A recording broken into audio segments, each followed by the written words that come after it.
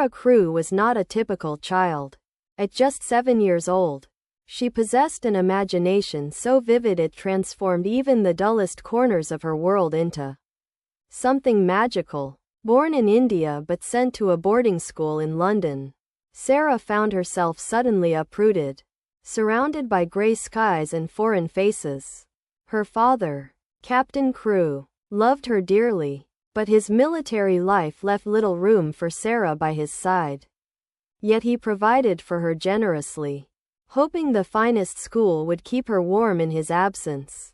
Miss Minchin, the headmistress, ran the school with a strict hand. She saw the wealth behind Sarah's father and greeted her with politeness layered with cunning. Sarah, however, cared little for the luxuries her father's money provided. She simply longed for warmth and company. She brought her favorite doll, Emily, who sat beside her during lessons and listened to her stories by candlelight. In Emily's unblinking eyes, Sarah found an ally, a friend who would never leave. From the moment Sarah arrived, she became a fascination to the other girls. She had a calm and kind nature that drew them in, her imagination spinning tales of grand adventures, mysterious places, and princesses in hidden castles. She told stories so enchanting that even Lavinia, the school's proudest girl, listened in secret admiration. One evening, a letter came from India. Captain Crewe's fortune had collapsed, and he had fallen gravely ill. Miss Minchin, now furious at the loss of Sarah's tuition, wasted no time. She stripped Sarah of her finery, assigned her to an attic room, and put her to work as a servant. Sarah's days turned to dusting floors, washing dishes, and tending fires for the same girls who once admired her stories. Yet, even in her hardship, Sarah held on to her inner light. In the dreary attic, she imagined herself still a princess, clothed not in velvet but in courage.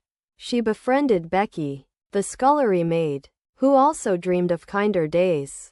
Together, they whispered stories in the quiet of night, their whispered laughter floating through the shadows like secret stars. As days turned to weeks, life in the school remained cold and relentless. But Sarah held her head high, remembering her father's words, "Whatever comes, always remember you are my little princess." The memory of his kindness wrapped around her like a warm shawl. One stormy night, a man moved into the house next to the school.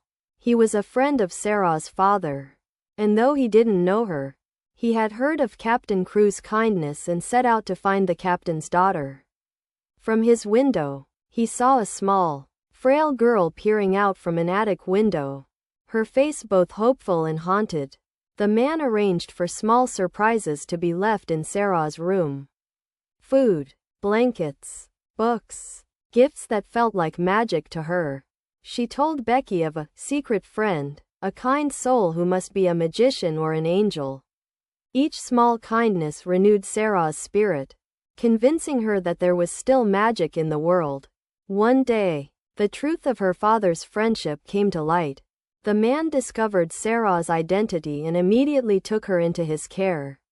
When Sarah left the school, she did so with grace, extending kindness even to Miss Minchin, whose bitterness couldn't touch Sarah's generosity. In her new life, Sarah's spirit shone brighter than ever. She never forgot Becky, nor the hardships that had shaped her. And though she now lived in comfort, she remained, in heart and soul, a little princess, true to herself, a friend to all, and a beacon of light for those who needed hope.